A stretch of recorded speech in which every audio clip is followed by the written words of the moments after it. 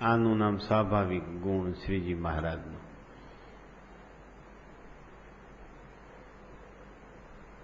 જેનામાં જે સ્વાભાવિક ગુણ હોય એ ગુણનું આચરણ કરવામાં એ સમય, સ્થળ, પ્રસંગ કેવો ચાલે છે એ કાંઈ ખબર રહેતી નથી. એ એના સ્વાભાવિક ગુણનું પ્રકાશન કર્યા વગર રહેતા જ નથી. તમારા ઘરમાં તમે બધા એના સ્વાભાવિક ગુણ જાણતા હો કે આ હવે આજે આમ કરવાનો છે.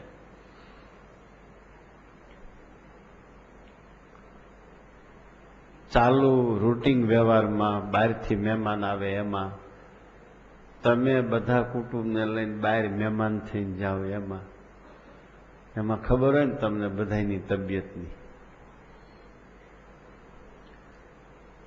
બધાય કુટુંબનો સ્વાભાવિક ગુણ જુદો હોય.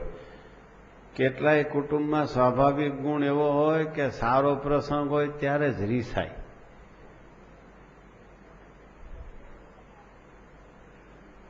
કેટલાય કુટુંબમાં સ્વાભાવિક ગુણ એવો હોય, સારો પ્રસંગ આવે ત્યારે કાંઈ સમાધાન કે ફોર્મ્યુલા કે મિટિંગો કાંઈ ન કરવી પડે, મેળે મેળે ભેગા થઈ જાય. પછી પ્રસંગ પૂરો થાય વળી પાછા રિહાઈ જાય. કેટલાય આખું વર્ષ હળી મળીને રે, પ્રસંગને આગલે દી રિહાઈને બેસે. અને ગમે એમ કરો તો એ સ્વાભાવિક ગુણ પ્રમાણે વર્ત્યા વગર રહે જ નહીં. આ સ્વાભાવિક ગુણની વ્યાખ્યા.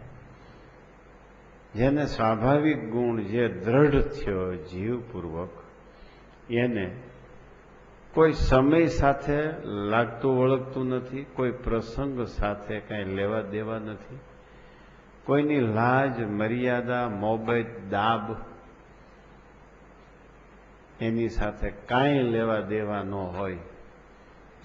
એને સ્વાભાવિક ગુણ કહેવાય.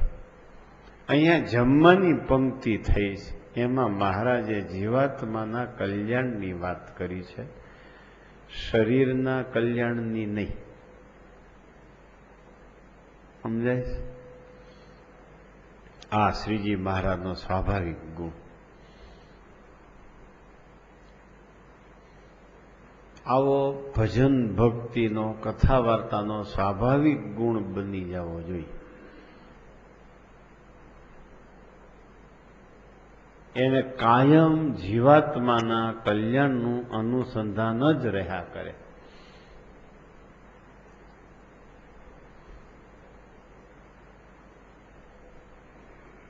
આવો સ્વાભાવિક ગુણ તમારામાં કથા વાર્તાનો છે, માળા દંડવત પ્રદક્ષિણાનો છે, પેટી પૂજાનો છે, એકાદશી વાર વર્તોલા કરવાનો સ્વાભાવિક ગુણ છે,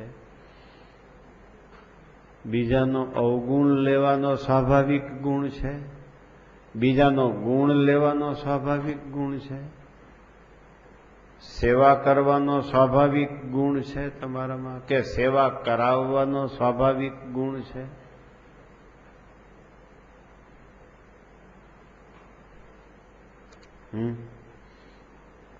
આપણા સ્વામીમાં આવો સ્વાભાવિક ગુણ, એના દર્શન આપણે કરેલા. પ્રવચન, કથા, વાર્તા, ઉપદેશ તો સભાખંડમાં જ હોય. સ્વાભાવિક એવી માન્યતાઓ આપણી છે. આ તો ભોજનાલયમાં પંક્તિ બેઠી છે, ત્યાં ઉપદેશ શરૂ કર્યો મહારાજે. આપણા સ્વામી સભા મંડપમાં આવી વાતો કરી લેતા હતા, જમતા જમતા કથા વાર્તા કરી લેતા હતા, દાંતણ કરતા કરતા વચનામૃતની વાતો મંડે કરવા. તો દાંતણ 5-10 મિનિટનું અડધી કલાકે થઈ જાય.